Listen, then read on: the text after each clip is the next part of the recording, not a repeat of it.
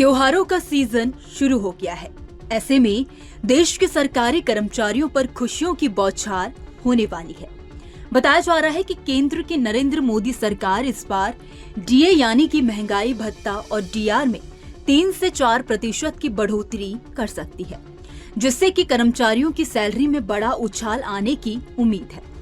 दरअसल 8वें वेतन आयोग के गठन और अटके पड़े डीए एरियर पर तो मोदी सरकार केंद्रीय कर्मचारियों को बड़ा झटका दे चुकी है। अब सभी को इस बात का इंतजार है कि उनका डीए कब बढ़ेगा। उम्मीद है कि सरकार सितंबर के पहले हफ्ते में डीए बढ़ाने का फैसला ले सकती है।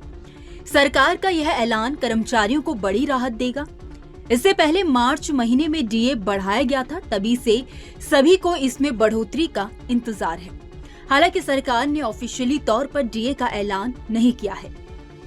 आपको बता दें कि आमतौर पर सरकार हर साल मार्च और सितंबर में डीए और डीआर में बढ़ोतरी की घोषणा करती है, लेकिन यह बढ़ोतरी जनवरी और जुलाई से लागू मानी जाती है। केंद्रीय कर्मचारियों का महंगाई भत्ता यानी कि डीए में अगर 4% की बढ़ोतरी होगी तो वेतन हजारों रुपए में बढ़ जाएगा। इस बढ़ोतरी के बाद डीए 54% होगा, जो मौजूदा समय में 50% मिल रहा है। बढ़े हुए डीए 1 जुलाई 2024 से प्रभावी माना जाएगा। कर्मचारियों की सैलरी में कितनी बढ़ोतरी होगी, आइए जानते हैं। जैसे अगर किसी कर्मचारी की सैलरी 50,000 रुपए है तो 4% डीए के हिसाब से 2,000 रुपए महीना की बढ़ोतरी होगी। इस हिसाब से एक साल में 24,000 रुपए सैलरी के बढ़कर आएंगे। 30,000 रुपए तो 4% डीए बढ़ोतरी के साथ 1,200 रुपए सैलरी भी बढ़ जाएगी, जो महंगाई में किसी बूस्टर डोज की तरह काम करेगी।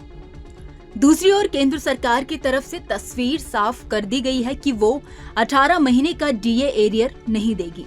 कर्मचारियों के संगठन काफी समय से अटके पड़े 18 महीने के डीए एरियर की मांग कर रहे थे, लेकिन सरकार ने अब तस्वीर बिल्कुल साफ कर दी है। यह किसी बड़े झटके के तौर पर माना जा रहा है।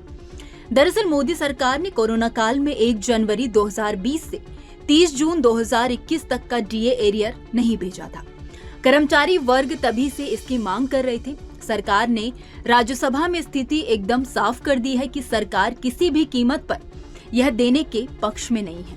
आपको बता दें कि महंगाई भत्ता जियरनेस अलाउंस यानी कि डीए सरकारी कर्मचारियों का वो हथियार है जिससे वो हर साल बढ़ने वाली महंगाई से बचे रहते हैं।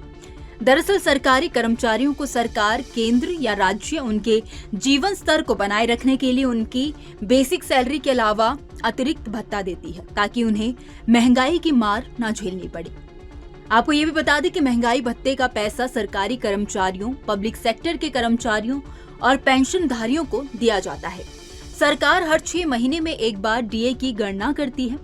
वर्तमान में 50% डीए दिया जाता है।